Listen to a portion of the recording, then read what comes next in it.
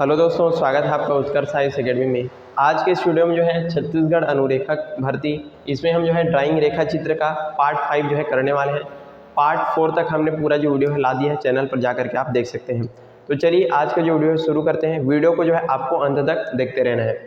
पहला क्वेश्चन यहाँ पर देख सकते हैं कि इंजीनियरिंग ड्राइंग में सबसे बड़े आकार के ड्राइंग शीट को किस नाम से जाना जाता है। ऑप्शन यहाँ पर देख सकते हैं A0, A1, A4 या फिर A5। तो इसका सही आंसर क्या हो जाएगा? ऑप्शन नंबर ए यानी कि A0 के नाम से इसको जो है जाना जाता है। जैसे जैसे ये जो है बढ़ते जाते हैं, जैसे A1, A2, A3, तो इस तरीके से इनका जो साइज है वो छोटा होते जाता है। लेकिन सबसे बड़ा यदि पूछा जाए तो आपका आंसर आपका क्या हो जाएगा? A0 जो है इसका सही आंसर हो जाएगा। आगे बढ़ते हैं। अगला यहाँ पर क्वेश्चन देखिए, नामित आकार के अनुसार जो है A4 ड्राइंग शीट का सही माप जो है मिलीमीटर में क्या होता है, यहाँ पर पूछा जा रहा है। ऑप्शन देखिए 841 गुना 1189, 594 गुना 841, उसके बाद है 210 गुना 297 और है 420 गुना 594।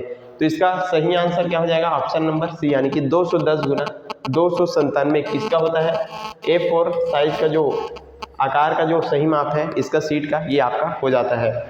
आगे बढ़ते हैं। अगला यहाँ पर क्वेश्चन देखिए, अक्षरांकन करते समय जो है अक्षरों की चौड़ाई और ऊंचाई का सामान्यतः जो है मानक अनुपात कितना रखा जाता है। ऑप्शन यहाँ पर देखिए 3:4, 5:6, 7:4 या फिर 7:6।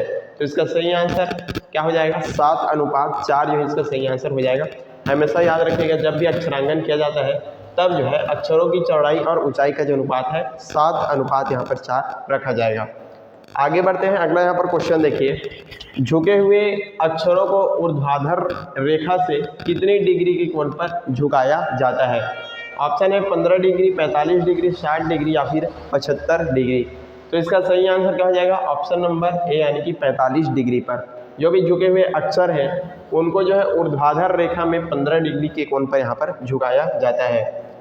अगला क्वेश्चन देखिए, इंजीनियरिंग ड्राइंग में कितनी वस्तु किसी वस्तु के जो है छिपे हुए भागों को दर्शाने के लिए किस प्रकार की रेखा का उपयोग यहाँ पर किया जाता है। कोई भी वस्तु है उसका छिपा हुआ भाग है, उसको दिखाना है तो कौन सी रेखा का उपयोग किया जाता है। ऑप्शन है सतत मोटी रेखा, डैश वाली पतली रेखा, चैन पतली रेखा या फिर मुक्त हस्त रेखा। तो इसका सही आंसर क्या हो जाएगा? ऑप्शन नंबर बी यानी कि डैश वाली पतली रेखा का जो है उपयोग किया जाता है छुपी हुई जो वस्तुएं हैं उनको दिखाने के लिए। चलिए आगे बढ़ते हैं। अगला क्वेश्चन देखिए, किसी भी जो है वृत्त के केंद्र या बेलनाकार वस्तु की केंद्र रेखा को खींचने के लिए किस रेखा का उपयोग किया जाता है। ऑप्शन यहाँ पर देख सकते हैं डैश मोटी रेखा, चैन पतली रेखा, सतत पतली रेखा या फिर जिग जैग रेखा। तो इसका सही आंसर क्या हो जाएगा? ऑप्शन नंबर बी यानी कि चैन पतली रेखा का यहाँ पर उपयोग किया जाता है कोई भी वृत्त हो गया, बेलनाकार जो चीज़ें हैं वस्तु है उनके केंद्र को खींचने के लिए। आगे बढ़ते हैं। अगला क्वेश्चन देखिए, इंजीनियरिंग ड्राइंग में सबसे कठोर ग्रेड की पेंसिल निम्नलिखित में से कौन सी है। ऑप्शन यहाँ पर देखिए HB, 2B, 9H या फिर 9B। तो सबसे कठोर ग्रेड की पेंसिल पूछा जा रहा है, इसका सही आंसर हो जाएगा ऑप्शन नंबर सी यानी कि 9H। H का मतलब होता है हार्डनेस और B का मतलब होता है उसका ब्लैकनेस। तो इसमें कठोर ग्रेड की पेंसिल सबसे कौन सी होती है? 9H यहाँ पर होती है। आगे बढ़ते हैं। अगला क्वेश्चन देखिए, ड्राइंग बोर्ड के बाएं किनारे पर लगी काली पट्टी को क्या कहा जाता है जिस पट्टी स्क्वायर का स्टॉक जो है स्लाइड करता है, इसको क्या बोला जाता है। ऑप्शन है ebony edge, baton, working edge या फिर स्ट्रिप। तो इसका सही आंसर कहा जाएगा ऑप्शन नंबर ए यानी कि इसको बोला जाता है एबोनी एज, जिस पर जो है टी स्क्वायर का जो स्टॉक है वो स्लाइड करता है। अगला क्वेश्चन देखते हैं, टी स्क्वायर का मुख्य रूप से क्या कार्य यहाँ पर होता है पूछा जा रहा है। ऊर्ध्वाधर रेखा खींचना, समानांतर क्षैतिज रेखा खींचना, वृत्त खींचना या फिर कोण मापना। तो टी स्क्वायर का मुख्य रूप से कार्य क्या होता है? ऑप्शन नंबर बी इसका सही आंसर हो जाएगा, समानांतर क्षैतिज रेखा खींचना जो इसका कार्य होता है। चलिए आगे बढ़ते हैं। अगला क्वेश्चन है, मिनी ड्राफ्टर निम्नलिखित में से किन उपकरणों के कार्य को अकेले पूरा कर सकता है।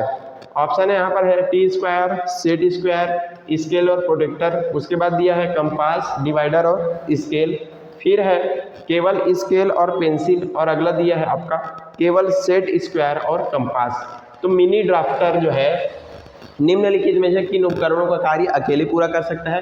तो इसका सही आंसर क्या हो जाएगा? ऑप्शन नंबर ए, यानी कि T square, set square, scale और प्रोटेक्टर, इन सब का जो कार्य है मिनी ड्राफ्टर जो है अकेले ही जो है कर सकता है, आपको याद रखना है। चलिए आगे बढ़ते हैं। अगला क्वेश्चन देखिए, फ्रेंच कर्व का उपयोग जो है इंजीनियरिंग ड्राइंग में क्या खींचने के लिए इसका जो उपयोग है किया जाता है? ऑप्शन है सीधी रेखाएं, अनियमित वक्र रेखाएं, सटीक वृत्त या फिर 45 डिग्री का कोण। तो इसका सही आंसर हो जाएगा ऑप्शन नंबर बी, यानी कि अनियमित वक्र रेखाएं खींचने के लिए हमेशा फ्रेंच कर्व का जो उपयोग है किया जाता है। अगला क्वेश्चन है, रिप्रेजेंटेटिव फ्रैक्शन या फिर निरूपक भिन्न का सही सूत्र यहाँ पर क्या होता है? आरएफ का यहाँ पर सही सूत्र आपको पूछा जा रहा है। ऑप्शन यहाँ पर देखिए, वस्तु की वास्तविक माप बटे ड्राइंग की पर वस्तु की माप। अगला ऑप्शन है ड्राइंग पर वस्तु की माप बटे वस्तु का वास्तविक माप। फिर है शीट की लंबाई गुना शीट की चौड़ाई, या फिर पेंसिल की लंबाई बटे लाइन की लंबाई। तो इसका सही सूत्र क्या होता है? ऑप्शन नंबर बी, यानी कि ड्राइंग पर जो है वस्तु की माप बटे वस्तु की वास्तविक माप जो है इसका आरएफ का सही यहाँ पर सूत्र हो जाएगा। चलिए आगे बढ़ते हैं। अगला यहाँ पर क्वेश्चन है, यदि जो है किसी ड्राइंग का स्केल यहाँ पर अनुपात दिया है 1:1 यहाँ पर दिया गया है, तो ये जो है किस प्रकार के पैमाने को यहाँ पर दर्शाता है? ऑप्शन देखिए, वर्धित पैमाना, न्यूनीकृत पैमाना, पूर्ण आकार का पैमाना या फिर विकर्ण पैमाना। तो इसका सही आंसर क्या हो जाएगा? ऑप्शन नंबर सी, यानी कि पूर्ण आकार का ये जो है पैमाना यहाँ पर हो जाएगा, जब भी यहाँ पर अनुपात 1:1 दिया है किसी भी ड्राइंग के स्केल का। चलिए अगला क्वेश्चन है, मुख्य रूप से जो है विकर्ण पैमाना या फिर डायलोगन स्केल का उपयोग जो है कितनी इकाइयों को एक साथ दर्शाने के लिए किया जाता है? ऑप्शन है केवल 1 इकाई, लगातार जो है 2 इकाइयाँ, लगातार 3 इकाइयाँ या फिर 4 इकाइयाँ। तो इसका सही आंसर क्या हो जाएगा? ऑप्शन नंबर सी, यानी कि लगातार जो है 3 इकाइयों को दर्शाने के लिए यहाँ पर उपयोग इसका किया जाता है।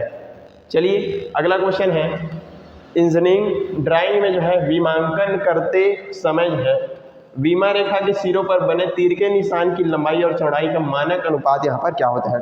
इसमें जब भी विमांकन किया जाता है तो क्या बनाया जाता है? उसका जो सिरों पर जो है तीर के निशान बनाए जाते हैं, तो उसके लंबाई और चौड़ाई का जो अनुपात है यहाँ पर पूछा जा रहा है। ऑप्शन है 1:1, 2:1, 3:1 या फिर 4:1। तो इसका सही आंसर क्या हो जाएगा? ऑप्शन नंबर सी, यानी कि 3:1 है इसका सही आंसर हो जाएगा, लंबाई और चौड़ाई का मानक अनुपात। और यहीं पर आज का हमारा जो वीडियो है समाप्त होता है। हमने काफ़ी इंपॉर्टेंट एमसीक्यूज आपके एग्जाम्स के लिए कर दिए हैं। ये हमारा पार्ट 5 जो है होने वाला है, और पार्ट 4 तक का वीडियो है हमारे चैनल पर जा करके देख सकते हैं, अपनी तैयारी को और भी ज़्यादा मजबूत कर सकते हैं। Thank you so much.